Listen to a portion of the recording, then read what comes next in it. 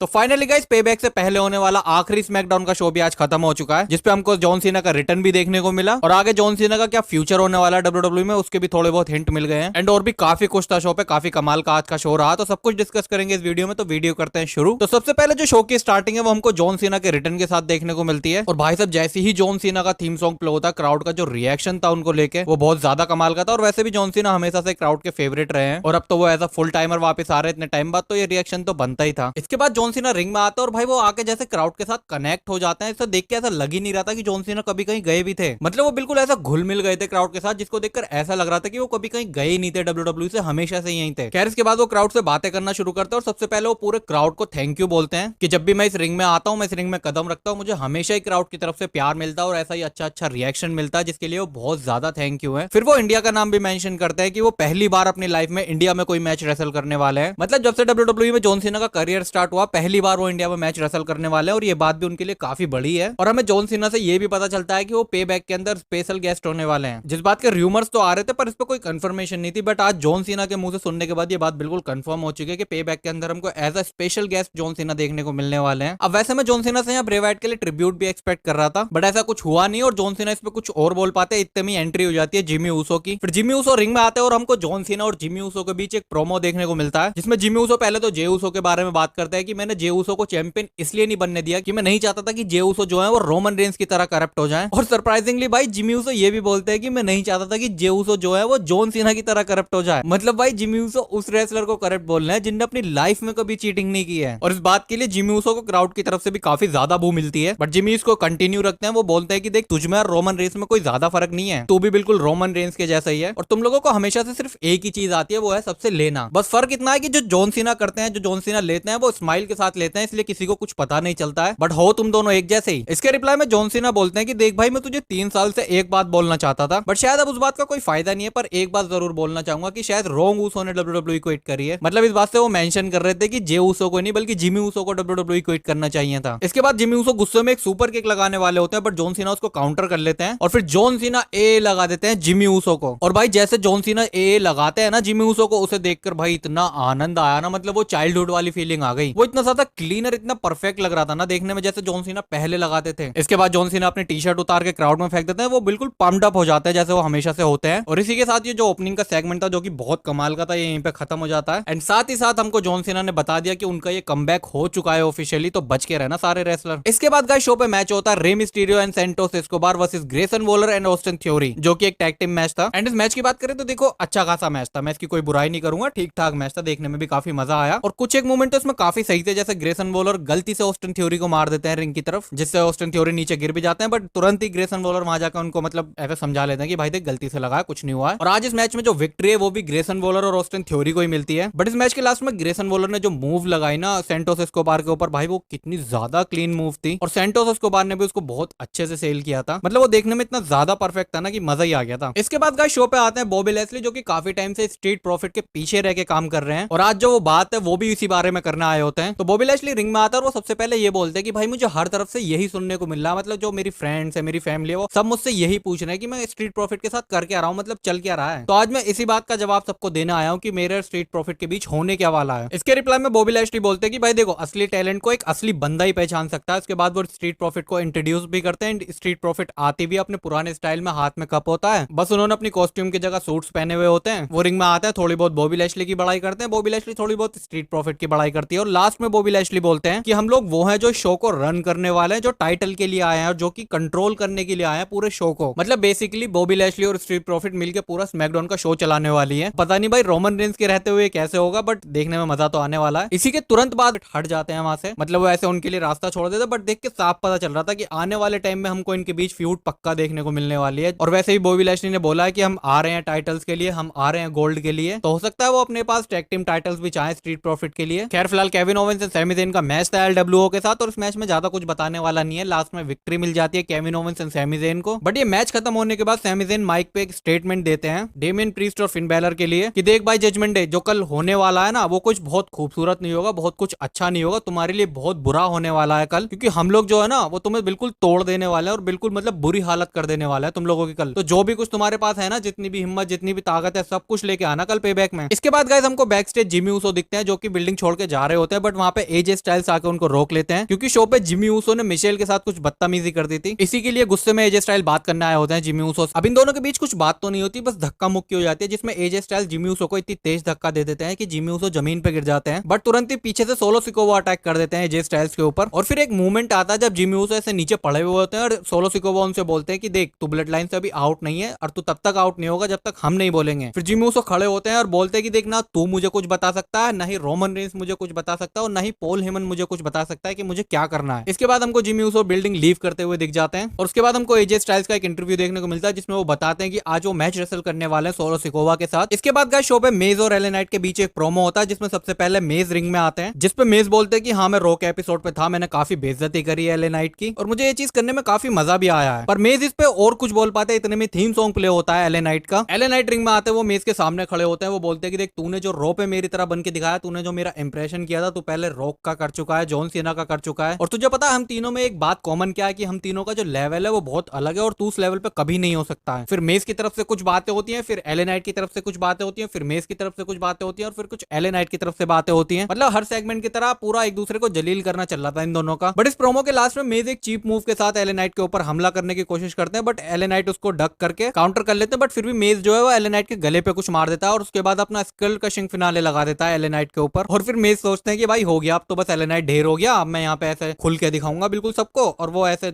चौड़े हो जाते हैं, बिल्कुल रिंग के बाहर जाहिर होते हैं एग्जिट लेने के लिए। बट इतने में एले नाइट रिकवर हो जाते हैं और वो ऐसे रिंग से भाग के आके सीधा मेज के ऊपर पीछे से अटैक कर देते हैं। 2-4 घूसे भी लगाते हैं वो मेज को, बट इतने में ही ऑफिशियल्स वहां जाते हैं और इन दोनों को अलग कर देते हैं, जिसकी वजह से हमको इनके बीच ज्यादा कुछ देखने को भी नहीं मिला। बट अब इनका मैच सीधा पेबैक में होने वाला जो कि कल ही है, तो इसकी हाइप जो है वो और ज्यादा हो गई है। इसके बाद गाइस शॉर्टजी वर्सेस बैली का मैच होता है शो पे और इस मैच में गाइस शार्लेट हमें देखने को मिलती है, जिसकी इंटरफेरेंस की वजह से ये मैच शॉर्टजी जीत जाती है, क्योंकि जो पूरा ध्यान है डैमेज कंट्रोल का वो शार्लेट की तरफ चला जाता है, जिसका फायदा उठा के शॉर्टजी ये मैच जीत लेती है। इसके बाद गाइस आता है हमारा शो का main event solo Sikoa versus AJ Styles. Match काफी अच्छा था, हमको काफी टाइम सोलो सिकोवा एक सिंगल्स मैच में देखने को मिलते हैं और दोनों ही बहुत अच्छे परफॉर्मर है, तो मैच काफी अच्छा चलता है, दोनों की तरफ से काफी अच्छी अच्छी मूव्स भी देखने को मिलती हैं। बट इस मैच के लास्ट में जब एजे स्टाइल्स अपना फिनोमिनल फोर आर्म लगाने के लिए रोप पे चढ़ ही रहे होते हैं, जिमी ऊसो आके उनको इंटरप्ट कर देते हैं और इसका फायदा उठा के सोलो सिकोवा अपना समोन स्पाइक लगा के मैच जीत लेते हैं। और ये मैच खत्म होने के बाद जिमी ऊसो ऐसे खुश होकर रिंग में आते हैं, वो सोलो सिकोवा के पीछे से गले भी लगा लेते हैं कि भाई अब तो तू मेरी वजह से मैच जीता है, अब तो हम साथ ही हैं। मतलब बिल्कुल चौड़ में हो जाते हैं जिमी ऊसो की, अब तो हम सारे साथ ही हैं। पर इस पे सोलो सिकोवा का जो रिएक्शन था वो बहुत ज्यादा अलग था। इवन वो जिमी ऊसो का गला पकड़ लेते हैं, समोन स्पाइक लगाने वाले होते हैं जिमी ऊसो को, बट पीछे से पॉल हेमन सोलो सिकोवा को रोक देते हैं और फिर सोलो सिकोवा जिमी ऊसो को वहीं रिंग में छोड़ के रिंग लीव कर जाते हैं पॉल हेमन के साथ। बट फिर जिमी ऊसो जो है वो एजे स्टाइल्स को पहले एक सुपर किक लगाते हैं और उसके बाद ऊसो स्प्लैश लगा देते हैं एजे स्टाइल्स के ऊपर और इसी के साथ ये शो जाता है यहीं पे खत्म, जो कि आज का एक बहुत बेहतरीन शो था WWE की तरफ से। और आज का स्मैकडाउन का शो देख के समझ में आया कि भाई स्मैकडाउन के शो की व्यूअरशिप और रेटिंग हमेशा रॉ से ज्यादा ही क्यों रहती है। एंड अब सीधा पे बैक होने वाली है, जिसकी प्रिडिक्शन वीडियो ऑलरेडी चैनल पे है, तो अगर आपने नहीं देखी है तो जाके जरूर देखना। फिलहाल ये वीडियो करते हैं खत्म और अगर आपको ये वीडियो अच्छी लगी तो इसको लाइक करके चैनल को जरूर सब्सक्राइब कर देना। मैं मिलता हूँ आपसे न्यू वीडियो के अंदर, तब तक के लिए टेक केयर।